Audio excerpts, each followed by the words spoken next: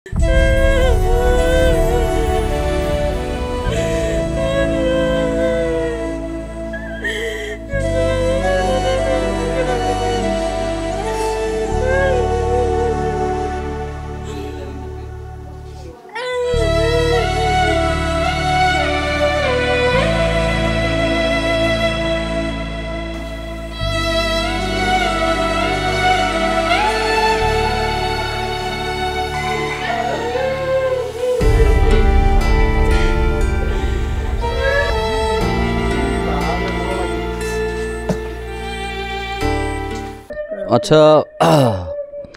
মোকতো তেতিয়া মানে ফোন কৰি ক'ল যে এনেকা হাবিলদাৰ নাৰ্জাৰী এনেকা চাকৰি কিবা যে দিল্লীৰ কি হস্পিটেল কি কয় ষ্টেচনটো আছিল আলিগড় হস্পিটেলত তাৰ ডেড বডিটো পোৱা গৈছে।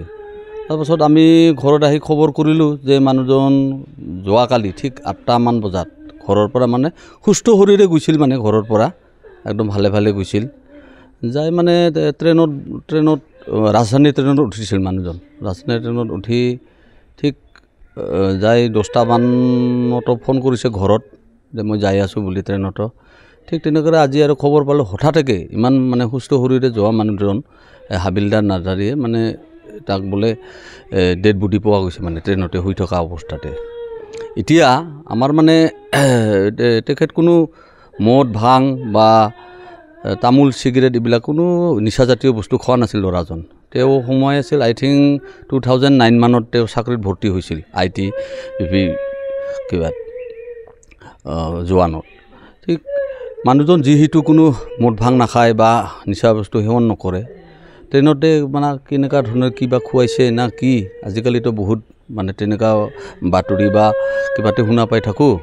চ' গতিকে যদি তেহঁতৰ ডিপাৰ্টমেণ্ট ফালৰ পৰা যদি ভালদৰে তদন্ত কৰে, মানে IT ডিপাৰ্টমেণ্ট ফালৰ পৰা তদন্ত কৰে বা আমাৰ অসম চৰকাৰেও ভালদৰে যদি এইটো চালি জাৰি চাই তদন্ত কৰি যায়, যাতে পষ্টমৰ্টেমটো ভালদৰে কৰে বা কি খুৱাইছে বা কি না ফুড পয়জনে কিবা হৈছে, সেইটো হ'লে আমি ভাল পালোঁহেঁতেন আৰু কি। ঘৰটো আমাৰ খগৰপুৰ ধুলাউৰা বুলি কয়। ঘৰত তেখেতৰ মা আছে আৰু ভাই আছে আৰু তেখেতৰ সহপত্নী আছে আৰু বাচ্চা এজন সৰু বাচ্চা 1.5 মহীয়া আছে বেচেৰা। সেই 1.5 মহীয়া নিজৰ বাচ্চাটোক মানে কিবা কৰিবৰ কাৰণে আহিছিল। চ' মানে সেইটো 2 মাহৰ কাৰণে ছুটি আছিল ল'ৰাজন। 2 মাহ তেওঁ চাকৰি কৰিছিল IT BP জোৱানত। তেওঁ পোষ্টিং আছিল উত্তৰাখণ্ডত।